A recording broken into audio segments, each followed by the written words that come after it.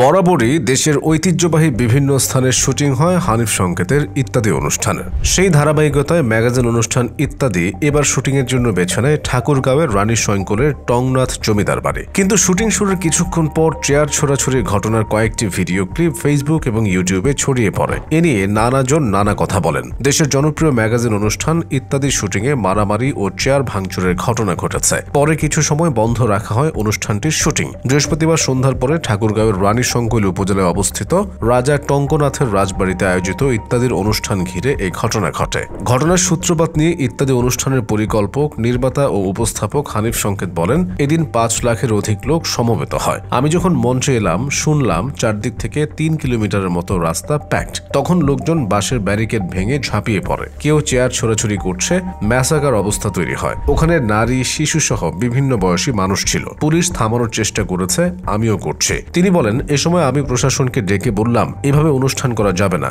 মানুষ শান্ত হোক, তারপর অনুষ্ঠান শুরু করব। আপাতত আমরা অনুষ্ঠান কিছু সময়ের জন্য বন্ধ রাখি। আমরাও অনুষ্ঠানের দৃশ্য ধারণ বন্ধ করে দিয়ে লাইট বন্ধ করে দিলাম, জানিয়ে দিলাম অনুষ্ঠান আপাতত হচ্ছে না, আপনারা শান্ত হন। এও অনুরোধ করেছে চলে যান, পরবর্তী সময় আমরা চিন্তা করব কি করা যায়। লোক যেতে ৩ ঘন্টা লেগে গেল। অবশ্য এই ঘটনাকে অনাকাঙ্ক্ষিত বলে দাবি করছেন তিনি বলেন, আমরাও বুঝিনি যে এত লোক হবে, কর্তৃপক্ষ বোঝেনি যে এত লোক হবে। আমাদের জায়গাটা আসলে আরো বড় হওয়া উচিত ছিল। আমরা যখন অনুষ্ঠান প্রসঙ্গে জেলা প্রশাসক সহ সংশ্লিষ্ট কর্তৃপক্ষের সঙ্গে কথা বলেছিলাম, তারা জানিয়েছিলেন এটা তো গ্রামীণ এলাকা, এখানে অত লোক পাবেন। তবে অনুষ্ঠানের দিন লোক এসেছিলেন ৫ লাখের অধিক। যদিও এখানকার স্থানীয় লোকজন খুবই আন্তরিক। তারা এই অনাকাঙ্ক্ষিত ঘটনার জন্য দুঃখ প্রকাশ করেছেন, লজ্জিত হয়েছেন। ঘটনার পর ইত্যাদির দৃশ্য ধারণ নিয়ে হানিফ সংকেত বলেন, আমরা যখন অনুষ্ঠান বন্ধ করে দেই তখন স্বাভাবিকভাবে লোকজন কমে যেতে শুরু করে, নারীরা বাসায় ফিরে যান।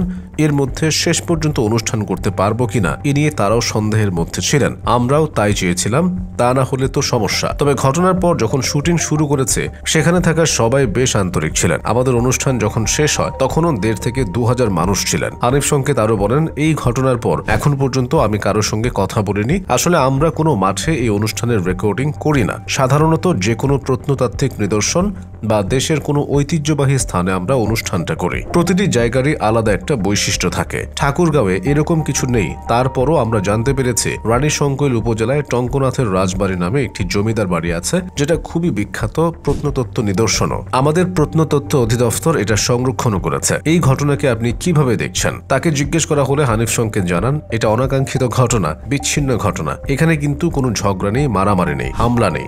সবাই পরে খুব দুঃখ প্রকাশ করেছে। তারা এও বলেছে, আপনাদের ভালোবাসে, এটা তো অন্যায় না, ভালোবাসি বলেই এই ঘটনা ঘটেছে। এখানে কেউই মারামারি করতে আসেনি, হামলাও করতে আসেনি। এখানে এসেছিল উৎসুক জনতা, তারা এসেছে ইত্যাদি দেখবে, আমাদের দেখবে, ইত্যাদির শুটিং দেখবে বলে।